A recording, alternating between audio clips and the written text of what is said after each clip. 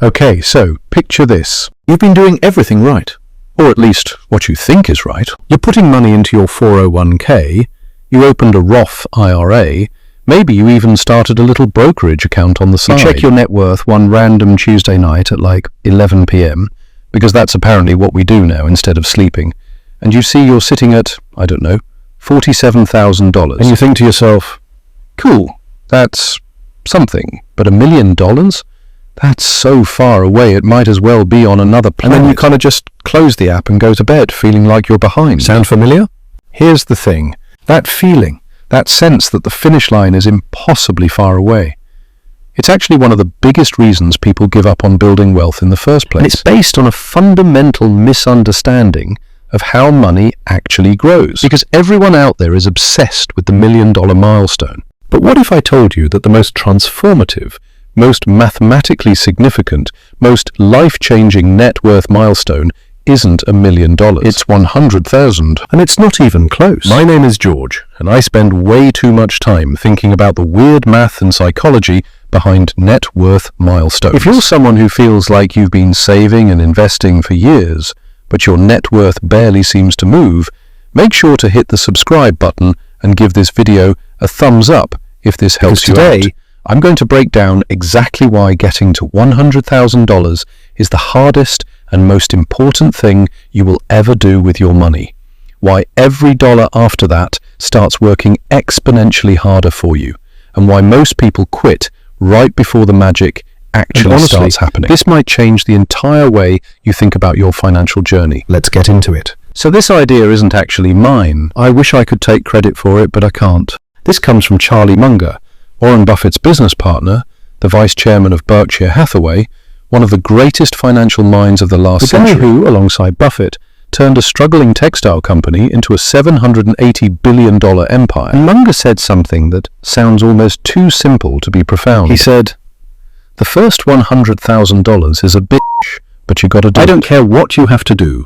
If it means walking everywhere and not eating anything that wasn't purchased with a coupon, find a way to get your hands on $100,000. Now, when I first heard that quote, I'll be honest, I thought it was just a rich guy being dramatic. Like, okay, Charlie, $100,000 is hard. So's $200,000. So's $500,000. What's your point? But then I actually sat down and ran the numbers, and I kind of couldn't believe what I was looking at. All right, here's where it gets really interesting. Let's do some actual math, because I think when you see these numbers laid out, something is going to click. Let's say you're investing $500 a month, and let's assume you're getting a 10% average annual return. Look at that for a second. Really look at it. It takes you 7.3 years to get your first $100,000, but your last $100,000 takes about 1 year. Same dollar amount, completely different timeline. That's compound interest doing something that genuinely looks like a glitch in the matrix. And this is exactly why so many people quit. They're standing at the flattest, slowest, most frustrating part of that curve.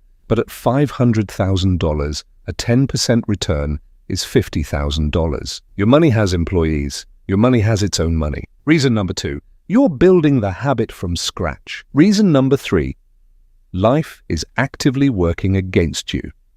And yet, if you can push through it, everything changes. This is where it gets really interesting.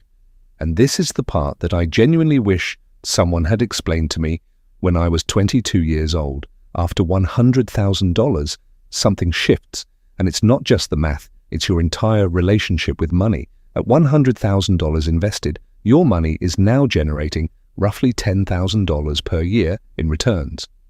Your money is officially outpacing you. You have crossed the line from being a saver who invests to being an investor who also saves. At $500,000, your portfolio is producing approximately $50,000 a year in growth. You've essentially created a silent, invisible employee who works 24/7.